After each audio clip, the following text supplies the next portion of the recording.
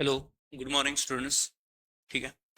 तर हा व्हिडिओ मी रेकॉर्ड करत आहे.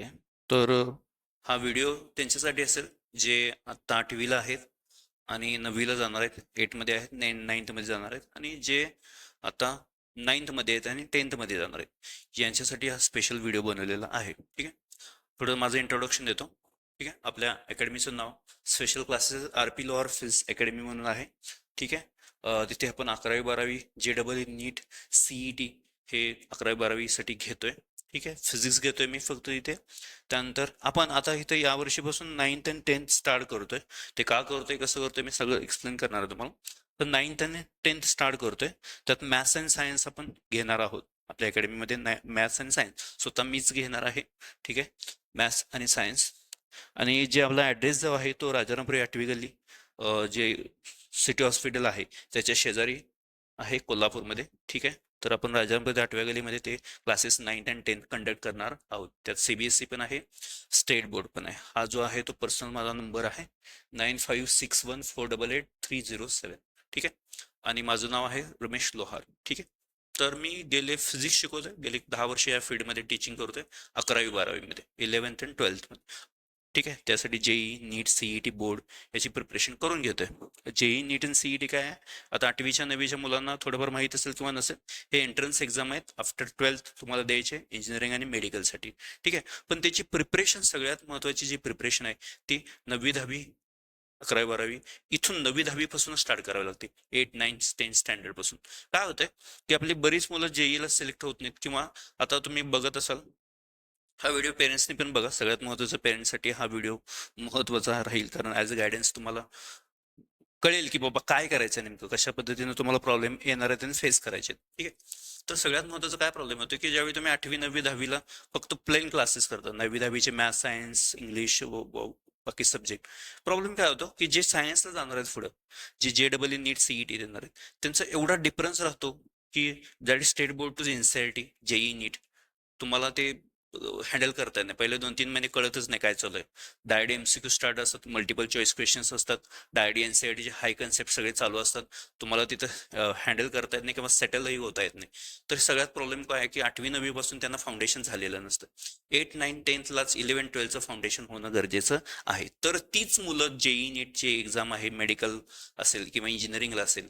ठीक आहे. मेडिकल म्हणजे MBBS डॉक्टर व्हायचं असेल, तर तुम्हाला याची सुरुवात आत्तापासूनच करावी लागते. 8 9 10 या स्टँडर्ड असताना. ठीक आहे. डायरेक्ट 11वी 12वी तिथं भरपूर प्रिपरेशन करून काय उपयोग नाही, कारण बेसिक क्लिअर नसतं. आता मी बघतोय 11वी 12वी टीचिंग करत असतो, तर फिजिक्स विषय घेतो इथे, स्पेशल फिजिक्स आहे.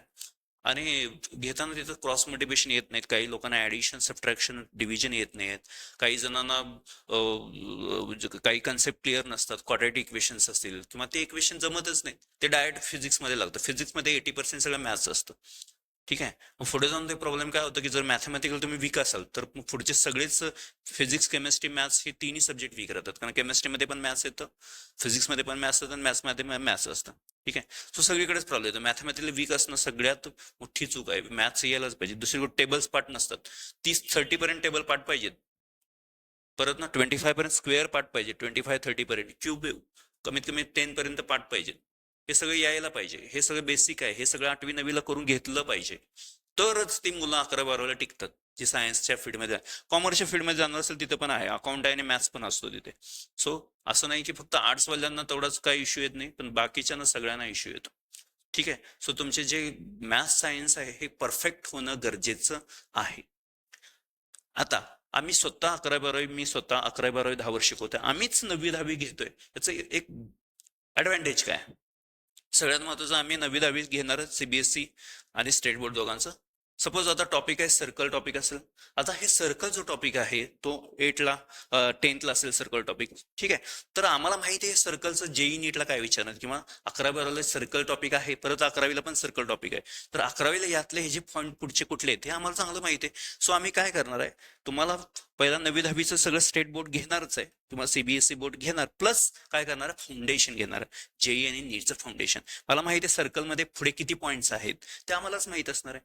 ऑब्व्हियसली जे 10चे टीचर माहीत नसणार आहे, जे 11-12 शिकवतात, जे JEE शिकवतात त्यांनाच माहीत असणार आहे. सो सर्कलच्या पुढे काय आहेत, 2-3 पॉईंट्स आहेत, त्यात काय काय केसेस आहेत ते आम्ही आधीच थोडंफार त्या मुलांना करून घेणार. त्याचं इंट्रोडक्शन 11-12चं इंट्रोडक्शन आधीच 9वी-10वीच्या मुलांना दिलं जाणार आहे. सर्कल झालं, किंवा सायन्समध्ये जर गेलं क्वाड्रॅटिक इक्वेशन आहे, जॉमेट्री आहे, ठीक आहे, स्टॅटिस्टिक म्हणून मॅथ्समध्ये आहे. तसंच बघितलं तर सायन्समध्ये बघितलं तर लाईट असेल, वर्क पॉवर एनर्जी असेल, मोशन इन प्लेन असेल, मोशनचे टॉपिक रिलेटेड असेल, लाईटच्या रिलेटेड टॉपिक असेल, इलेक्ट्रिक करंटच्या रिलेटेड टॉपिक, हे सगळं 11-12 परत विचारते. मग याचे MCQ असतात. JEE नीटला याचे वेटेज आहे भरपूर आहे. इलेक्ट्रोस्टॅटिकला जो चार्ज म्हणून आपण शिकतो, तर नंतर मग इलेक्ट्रोस्टॅटिक म्हणून आहे, करंट इलेक्ट्रिसिटी आहे. तर हे सगळे जे बेसिक आहे ते 8वी-9वीला यायला पाहिजे, प्रॉपर यायला पाहिजे. ते येऊन मग आम्ही काय करणार, 11-12चे पॉईंट्स पण तिथं आम्ही मुलांना शिकवणार आहे. दुसरी गोष्ट, तिथं त्यांची MCQची थोडीफार प्रॅक्टिस आतापासून सुरुवात करून घेणार, जेणेकरून ज्यावेळी हे 9वीतून 10वीतून 11वीला येतील त्यावेळी त्यांना तो गॅप वाटणार नाही जो आता मुलांना फेस करायला लागतो. ठीक आहे, आता 11-12च्या मुलांना माहित असेल, तर मी जे बोलते त्यांना पटत असेल की बाबा हा फेस करायला लागतो, तो प्रॉब्लेम फेस करायला लागणार नाही. जे डायरेक्ट ऑलरेडी तिने फाउंडेशन केलेलं असेल तो अजिबात कुठे इश्यू येणार नाही. ते डायरेक्ट काय करतील, ज्यावेळी 11-12 स्टार्ट होईल, ओके, आणि 11चा पहिला टॉपिक जो आहे युनिट मेजरमेंट व्हेक्टर, ते तर बेसिक टॉपिक आहेत. या टॉपिकला पण काय मुलांना अडचण येत नाही, किंवा पुढच्या जे मोशन इन प्लेन असेल त्यामध्ये पण अडचण येत नाही. मॅथ्समध्ये गेलं तर सर्कल टॉपिक आहे, लगेच अँगल अँड मेजरमेंट आहेत, ओके, हे टॉपिक्स आहेत. किंवा ट्रिगोनॉमेट्री आहे, 10वीला पण ट्रिगोनॉमेट्री आहे, बरोबर 11वीला पण ट्रिगोनॉमेट्री आहेत. तर आम्ही ऑलरेडी त्याचे पॉईंट्स शिकवल्यामुळे त्यांना 11वीला पण काही इश्यू येणार नाही. JEE नीटला पण काही, जे एंट्रन्स एक्झामच्या प्रिपरेशनमध्ये पण काही इश्यू येणार नाही. कळालं का? सो हा मधला जो गॅप आहे, हा गॅप सगळ्यांच्या आयुष्यात येतो 10थून 11 जाताना. हिथंच मुलांना हँडल होत नाही. बऱ्याच पालकांना कळतच नाही की काय करायचंय. सगळ्यात महत्वाची गोष्ट, 11वीला क्लास बरेच जण लावतात, काही जण लावतात, काही जण लावत नाहीत. काही जण जर लावले तरी चुकीच्या ठिकाणी जर गायडन्स घेतला तर परत तोच प्रॉब्लेम येणार. ठीक आहे, सो ऍटलीस्ट तुम्हाला 9-10ला जर माहित असेल तर तुम्ही चुकीच्या ठिकाणी जाणार पण नाही, तुम्ही फसणार पण नाही, तुम्हाला कन्सेप्ट पण सगळ्या क्लिअर होतील. असं होणार नाही की काहीच कळत नाहीये. ठीक आहे, समजते. आता मोस्ट ऑफ दी लोक क्लास लावलेच नाहीत 11वीला आणि सायन्सला आहेत, ते तर काय विषयच नाही, रेसमध्ये नाहीच येते. कुठल्याही गव्हर्नमेंट कॉलेजला पण त्यांना आयुष्यात ऍडमिशन भेटत नाही, कारण ते ऑलरेडी रेसमधनं बाहेर आहेत. हा, ज्यांनी केलंय, नाही फाउंडेशन केलंय ऑलरेडी, क्लास पण केलेत, आता आपण काय करणार आहे, फाउंडेशन घेणारच आहे. फाउंडेशन घेता घेता आपण रेग्युलर पण क्लास घेणार आहे. असं नाही होणार की त्यांना स्टेट बोर्ड पण खूप छान पद्धतीने होणार, प्लस फाउंडेशन, हे दोन्ही पण करून घेतलं जाणार. त्यामुळे त्यांचा कुठंच काही प्रॉब्लेम येणार नाही. 11-12ला पण त्यांना कुठंच इश्यू येणार नाही. हे एकंदरीत आपण मी स्वतः शिकवणार आहेत. आमचे बंधू आहेत, ते MSc नेट आहेत, ते सुद्धा मॅथ्स शिकवणार आहेत, मी सायन्स शिकवणार आहे. ओके, त्यांचे पण इथं स्पेशल फिजिक्स मॅथमॅटिक्सचे क्लास आहेत राजारामपुरीमध्ये. ओके, ते पण 11-12 शिकवतात. JEE नीट ते पण JEE घेतात आणि CET घेतात आणि बोर्ड घेतात. ठीक आहे, सो आम्ही दोघं जण शिकवणार आहोत. आम्ही वेल एज्युकेटेड, हायली क्वालिफाईड आहे. 11-12ला ऑलरेडी शिकवतोय आणि मग आम्ही 9-10ला येतोय. 9-10ला येणं गरजेचं पडलंय. याचं मगाशी मी सांगितलं होतं तुम्हाला, सांगणार रिझन काय आहे की खालून मुलं आम्हाला चांगली येत नाहीत, त्याचं बेसिक खूप वीक आहे. मॅथ्स असेल किंवा सायन्समधले बेसिक असेल खूप वीक आहेत. ते स्ट्रॉंग असले की काय होतं, 11-12 जे सायन्सला जाणार त्यांना कधीच काही इश्यू नाही. आणि इव्हन तो कॉमर्सला जाणार असेल तिथं पण तुम्हाला काही इश्यू येणार नाही, कारण तिथं पण मॅथ्स असणार आणि अकाउंट हा विषय असणार. समजते? सो दॅट्स वाय हे आपण क्लासेस इथं स्टार्ट करणार आहेत. 9वी-10वीचे स्टेट बोर्ड पण असणार आहे, CBSE मॅथ्स आणि सायन्स हे दोन्ही आपण क्लासेस इथं घेणार आहोत, राजारामपुरीमध्ये घेत आहोत. तर ते क्लासेस आपले जे ते एप्रिलमध्ये स्टार्ट होतील.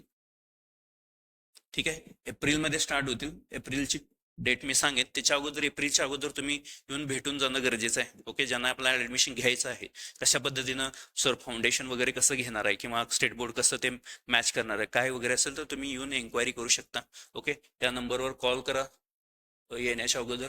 ओके, आणि आल्यानंतर तुम्ही, मी तिथं तुम्हाला दाखवेन फाउंडेशन कशा पद्धतीने घेतलं जाणार आहे, काय घेतलं जाणार आहे, ते सगळ्या गोष्टी तिथं क्लिअर केल्या जातील. वर्षभराचं कसं घेणार आहे ते पण तुम्हाला क्लिअर केलं जातील. ओके, तुम्हाला गायडन्स पण आहे. जे लोक थोडं मुलाला सायन्समध्येच करिअर करणार आहेत त्यांनी तर 100% व्हिजिट करणं गरजेचं आहे. ओके, आणि जे 9-10ला पण खूप चांगले मार्क्स पडतीलच, त्यांचा पण काही इश्यू नाही बाकींचा पण मोस्ट ऑफ दी, आणि जे सायन्स करणार आहे त्यांच्यासाठी आणि जास्त फायदेशीर राहील. ओके, सो आपण एप्रिलमध्ये आपण ह्या बॅचेस स्टार्ट करतोय, एप्रिलच्या दरम्यान. ओके, तर त्याच्या अगोदर तुम्ही येऊन व्हिजिट करून जावा. ठीक आहे, सगळी तुम्हाला इन्फॉर्मेशन दिली जाईल. आणि कुठे काही जरी इश्यू असेल, काही जर असेल, तुम्ही या नंबरवर मला डायरेक्टली कॉल करू शकता. ओके, किंवा व्हॉट्सअप मेसेज करू शकताय. तुमचा जो काही प्रॉब्लेम आहे तो काही रिझॉल्व्ह केला जाईल. ठीक आहे, आणि हे सगळ्यात महत्वाचं आहे, कुणासाठी जास्तीत जास्त जे मुलं सायन्समध्ये पुढं करिअर करणार आहेत, ज्यांना मेडिकल इंजिनिअरिंगमध्ये जायचं असेल. ठीक आहे.